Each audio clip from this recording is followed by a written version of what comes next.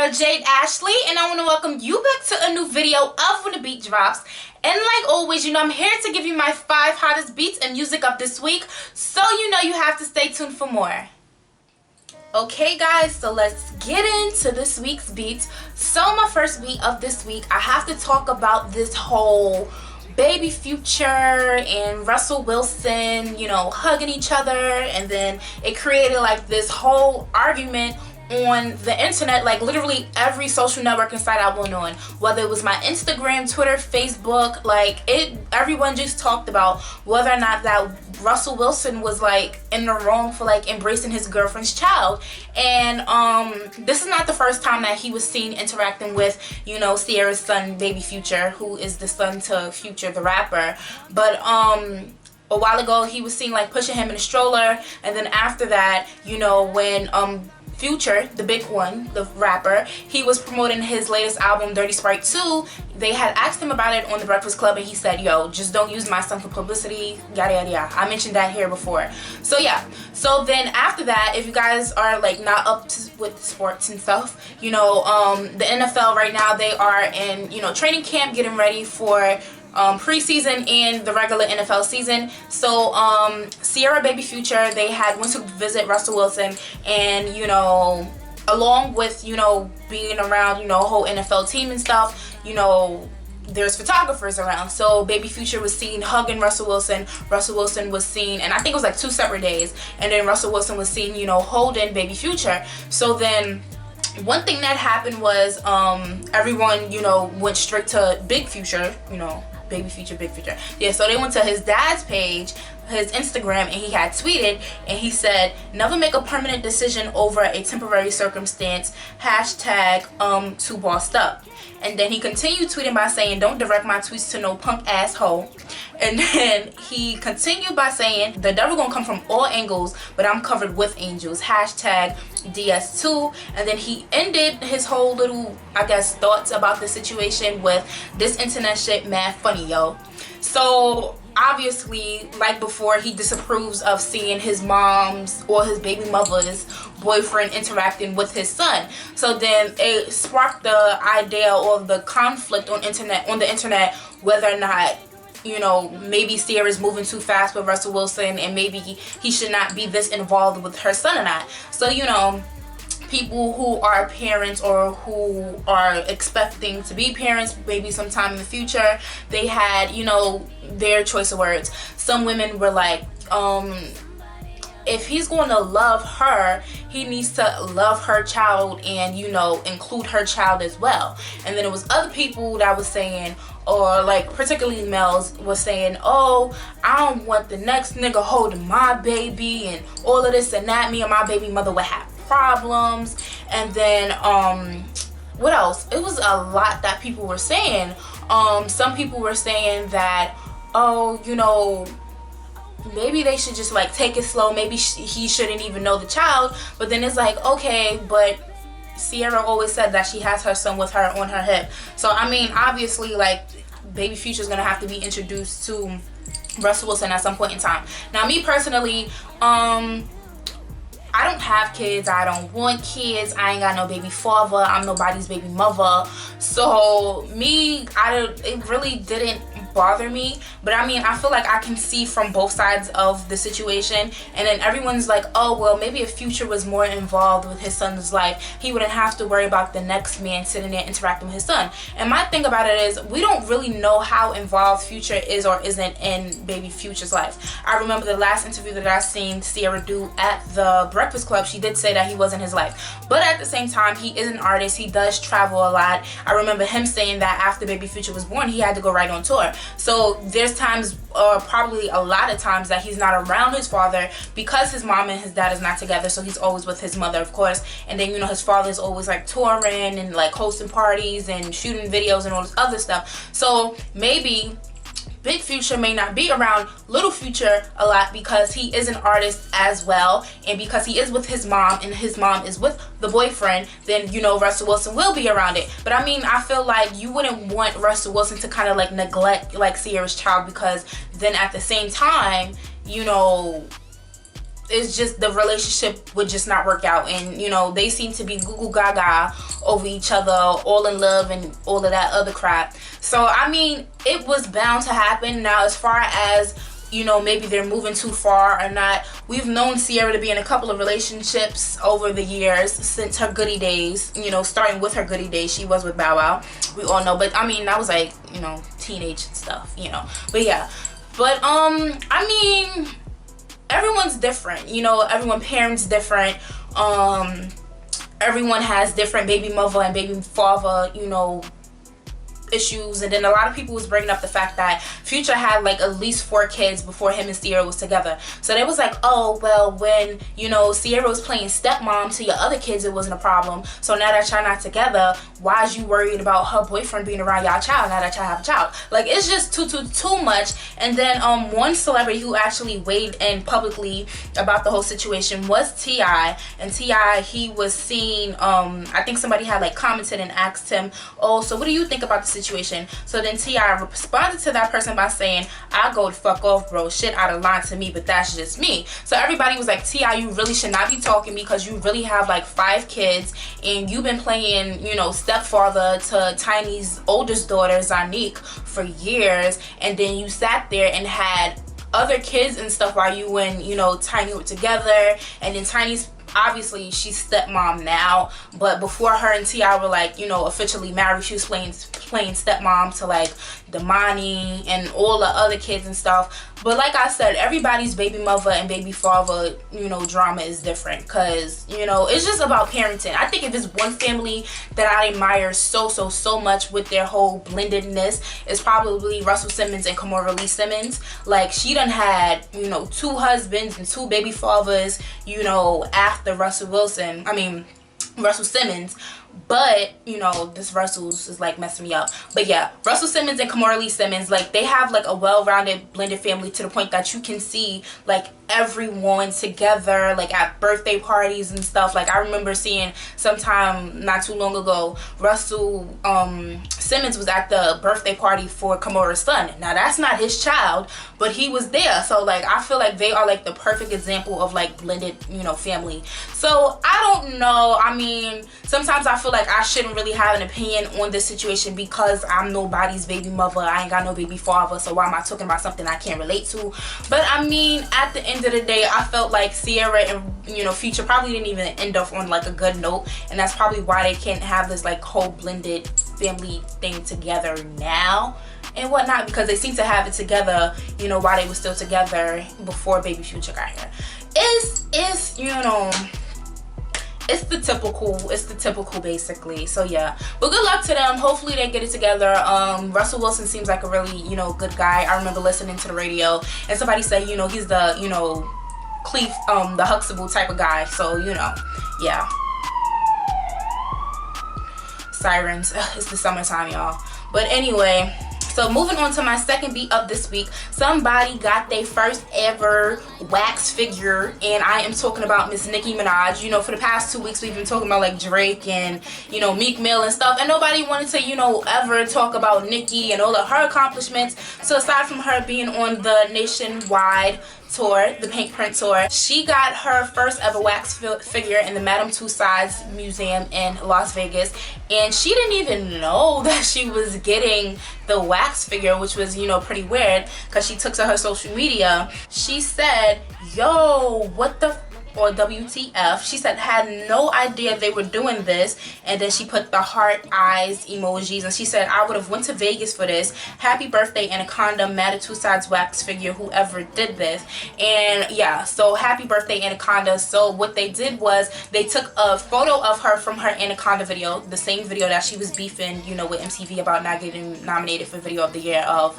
And they took a photo from that and they created a wax figure, so she's like on all fours and stuff, and they unveiled it with, you know, the whole dancers and everything, recreated the scene from the music video on the 1 year anniversary of the release of Anaconda. So I thought that was pretty much dope, and I think she's like the first female rapper or something like that to actually have her own wax figure, and I thought that was pretty cool. But one thing, it kind of sparked, you know, 2015, you know, discussions all over the internet. So one thing was, you know, everyone was saying, but Nicki's wax figure doesn't even look like her. And at first I said the same thing. I was like, oh, nice gesture, happy for Nicki, got her own wax figure, but it does not look like her. But then I think the more that you look at it, it kind of looks like her, kind of. But I've seen wax figures where they look exactly like the person that they're supposed to look like, I should say. But yeah,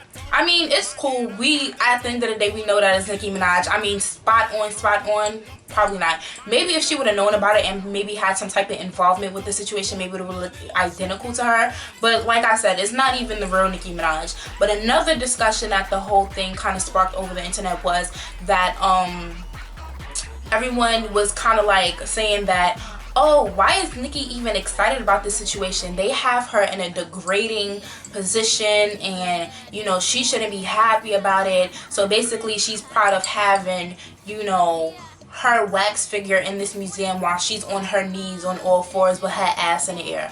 Okay, we talked about this before. Anaconda is about ass. So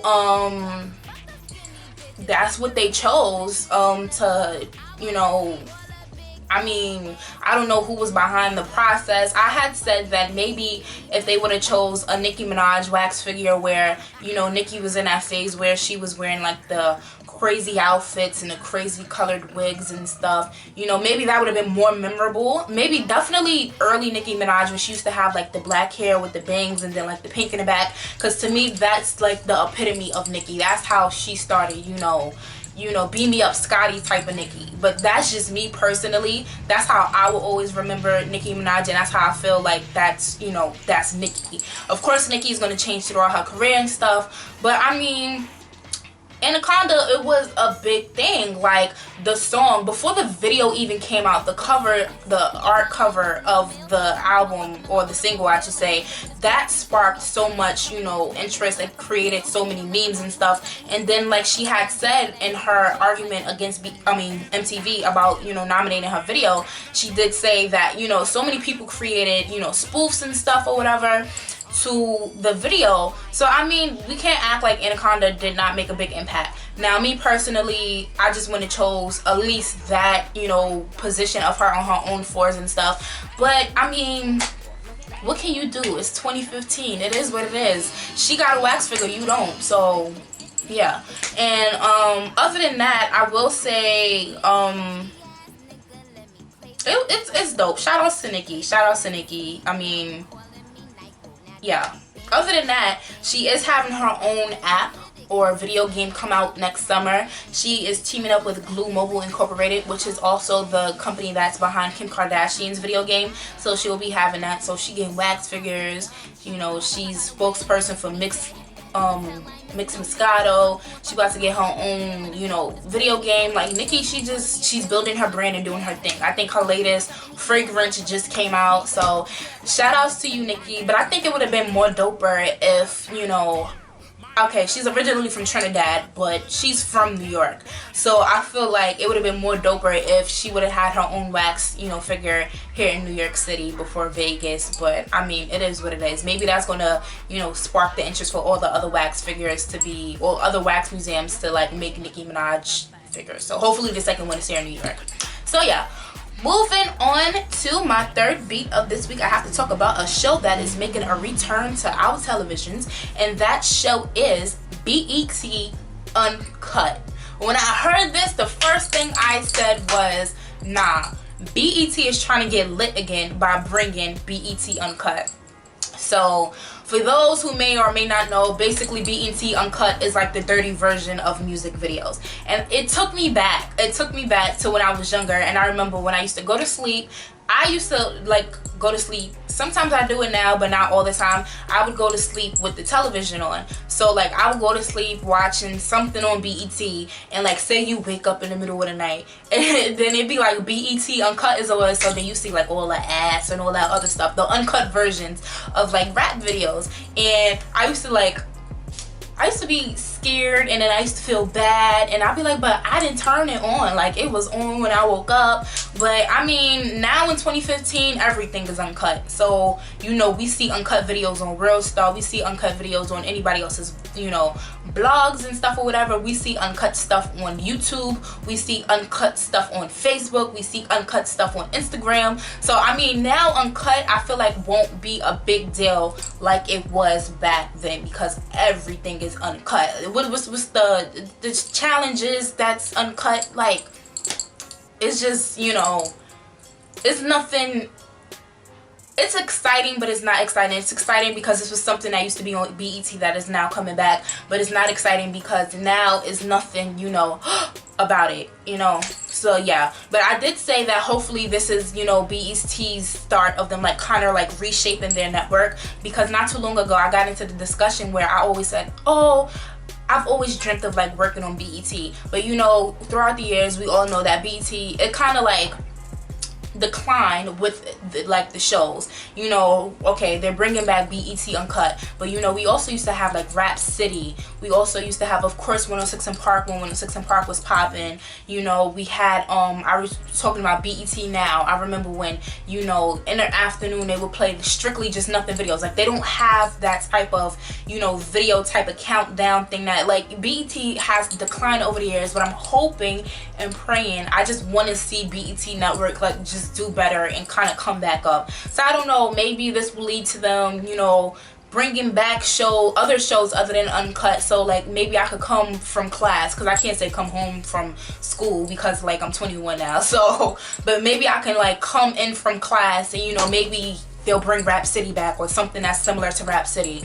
I doubt they'll develop anything other, like something similar to like 106 in Park, because 106 in Park was 106 in Park. But you know, just something for the youth, something that, you know, like gives us the music, our daily music dose, you know, make music videos exciting. Because now when I want to see a music video, 9 times out of 10 I'm going to watch it online instead of turning it on my television. And you know, I mean, I know the internet is everything, but we still have to cater to television as well, because not everybody that I know for a fact, you know, would go online and watch a video. Because some people would say, I ain't never see that video, and I'm like, it was online. And I'm just like, girl, you know, I would usually catch videos on television.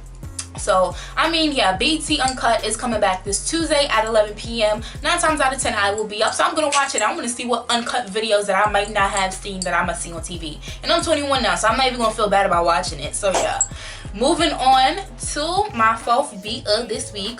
My fourth beat, I should say.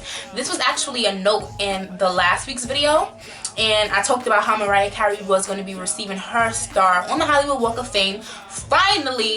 And I felt like there's so many people that got their like stars before Mariah that definitely could have waited, and Mariah should have, you know, had hers way before. But 25 years after releasing her debut album, she finally got her star, and she has the 2,556 star on the Hollywood Walk of Fame. And I'm so excited for Mariah Carey because, you know, she's well deserving. You know, she was one of the greatest voices of the 90s. The notes she was able to hit, like, Mariah definitely made an impact on the music industry. So her is well deserved. Some of the people that was in attendance at the ceremony included her twins, Moroccan and Monroe, of course. And then she also had L.A. Reid, who was there, who was behind her career for so many years. You know, obviously after Tommy Mottola, one of her ex-husbands, but yeah.